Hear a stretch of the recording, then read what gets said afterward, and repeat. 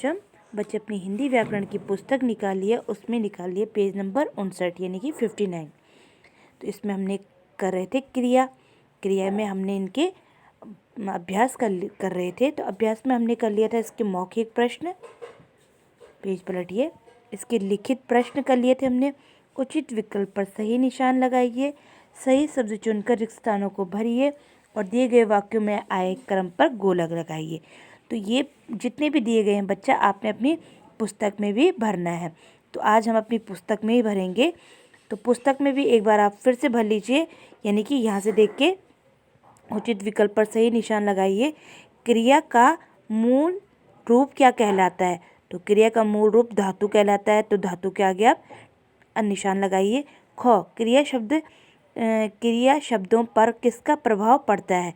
तो ये आएगा तीनों का, यानी कि लिंग वचन कारक तीनों का प्रभाव पड़ता है। तो यहाँ पे भी आप टिक करेंगे।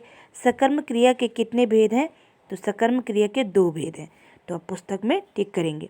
अब सही विकल्प पर सही शब्द चुनकर इस रिक्त स्थान को भरिए।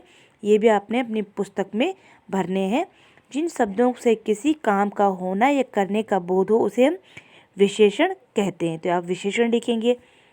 क्रिया का मूल रूप धातु कहलाता है।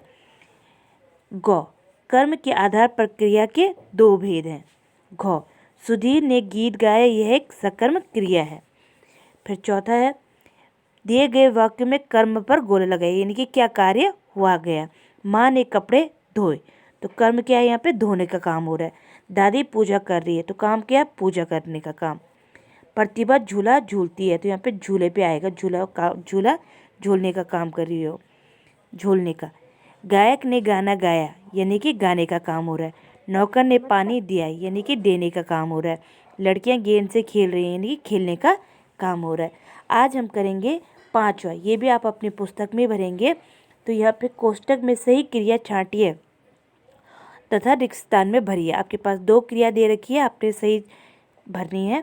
तो पहला क वाला है, समय पर तांगा नहीं आई या आया, तो यह आएगा आया। समय पर तांगा नहीं आया, तो यहाँ पे हम आया लिखेंगे। ख, बिल्लियाँ रोटी की तरफ लपकी या लपकती, तो आएगा लपकी।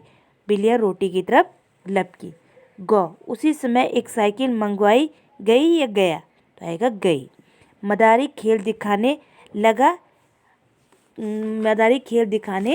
लगा या लगाया, तो यहाँ पे आएगा लगा। तो इस प्रकार से आप पुस्तक में भरेंगे। अब हम आगे बढ़ते हैं।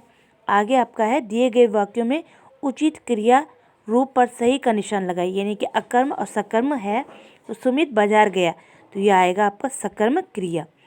रेखा पत्र लिख रही है, तो ये अकर्म क्रिया। पतंग उड़ रही है, अकर्म।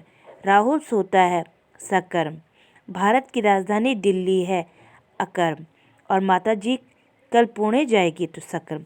तो इस प्रकार से आप इनको अपनी पुस्तक में भरेंगे और बाद में हम इनको अपनी कॉपी में करेंगे। तो आज हम इतना ही करेंगे। ओके।